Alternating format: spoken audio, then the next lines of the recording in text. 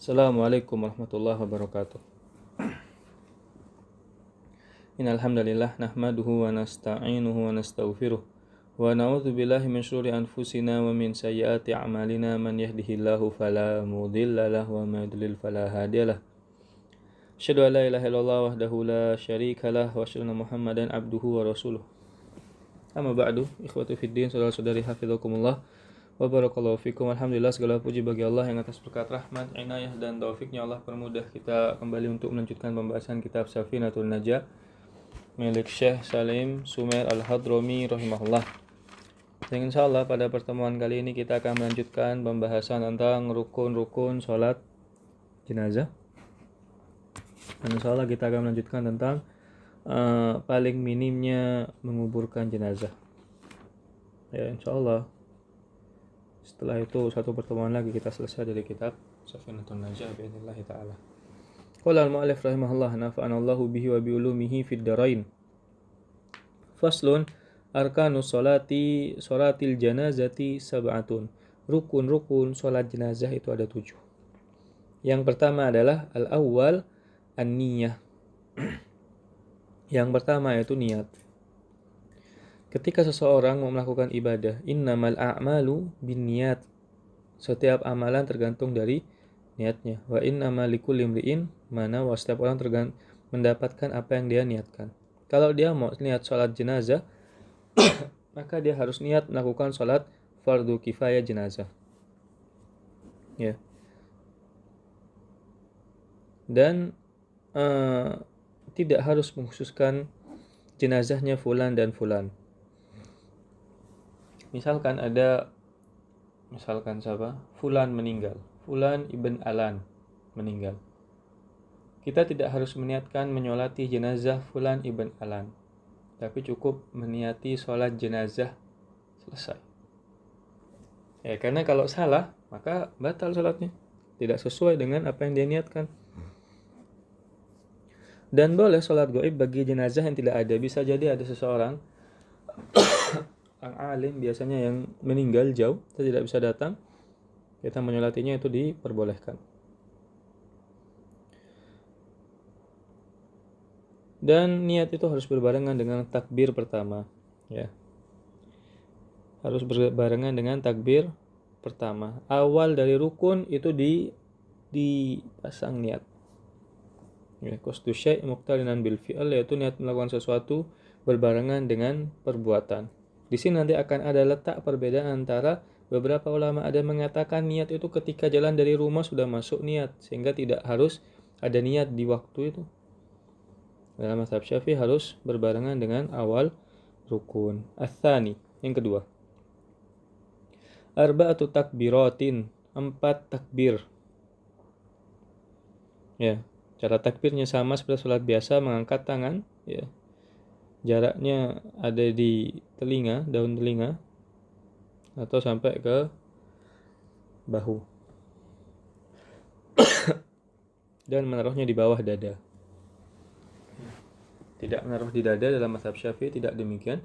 Tidak menaruh di pusar, itu pendapat mazhab Hanabilah, di bawah pusar dalam mazhab Hanabilah. Atau Malikiyah, ya irsal. Dalam mazhab Syafi'i ditaruh di bawah dada, seperti ma'ruf di masyarakat kita. Kemudian ats-tsalitsu al-qiyam 'alal qadir, yaitu berdiri bagi yang mampu. Bagi yang mampu harus berdiri. Kalau tidak bisa boleh duduk seperti salat biasa. Kalau tidak bisa boleh rebahan. Ar-rabi' qiraatul Fatihah, yang keempat yaitu membaca surat Al-Fatihah. Ya. Dan tidak disunahkan membaca surat setelahnya. Cukup membaca ta'awudz, basmalah, Al-Fatihah, amin, selesai. Setelah itu rukun selanjutnya, maksudnya bukan selesai dan salam. Ya, karena sholat jenazah ini dibangun di atas hal yang keringanan. Tujuannya hanya untuk mendoakan jenazah tadi. Jadi tidak ada bacaan-bacaan lain, hanya Al-Fatihah dan sholawat serta doa. Kemudian al-khamis, as-salatu ala nabi ba'da tsaniyah. Ya, setelah Allahu Akbar membaca Al-Fatihah, Allahu Akbar lagi, kemudian membaca sholawat kepada Nabi. Ya. Kemudian yang keenam, as-sadis ad-du'a lil mayyit. Yang keenam, yaitu doa untuk orang yang meninggal. Ba'da tsalitsah, setelah yang ketiga, itu setelah takbir yang ketiga.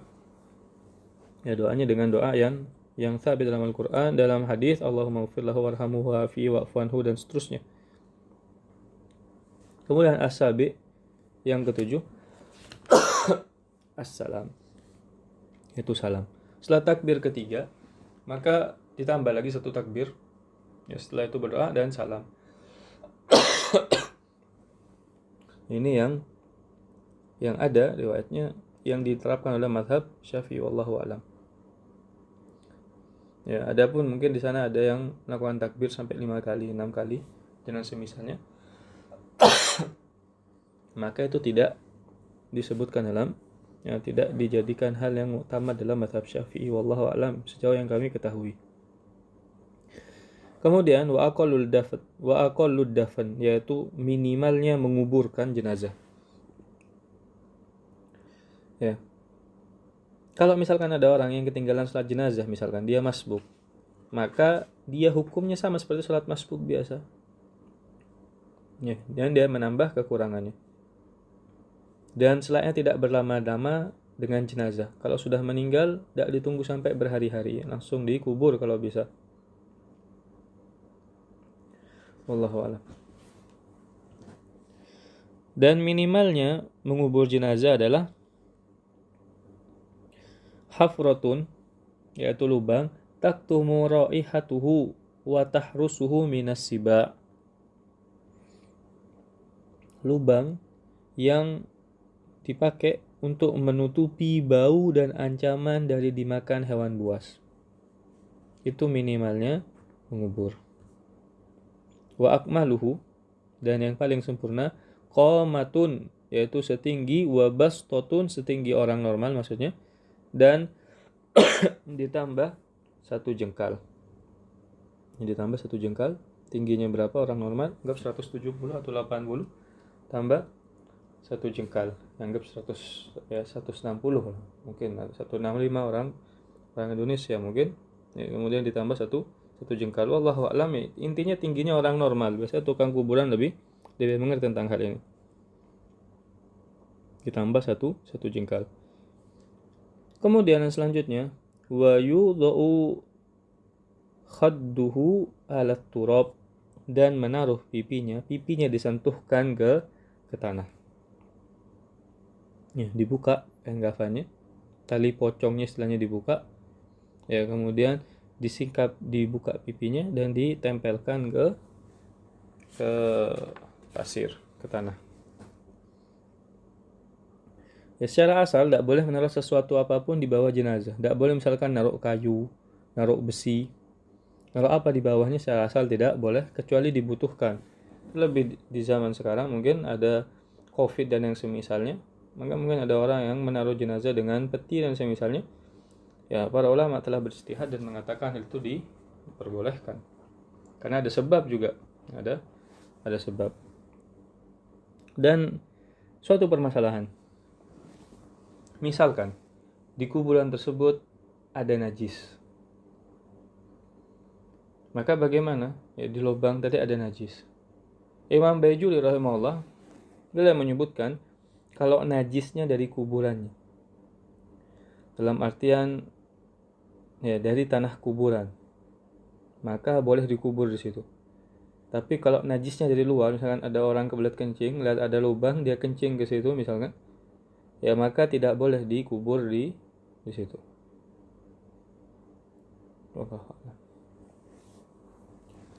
Kemudian wa yajibu taujihuhu ilal kiblah, dan wajib menghadapkan jenazah itu ke kiblat. Ya. Adapun bagi orang kafir tidak wajib menghadap ke kiblat. Misalkan ada seorang wanita kafir meninggal dan dia mengandung anak. Ya. Maka ketika dikubur, anaknya memang tidak memungkinkan untuk diselamatkan misalnya. Maka wanita kafirnya membelakangi kiblat agar anaknya menghadap ke kiblat.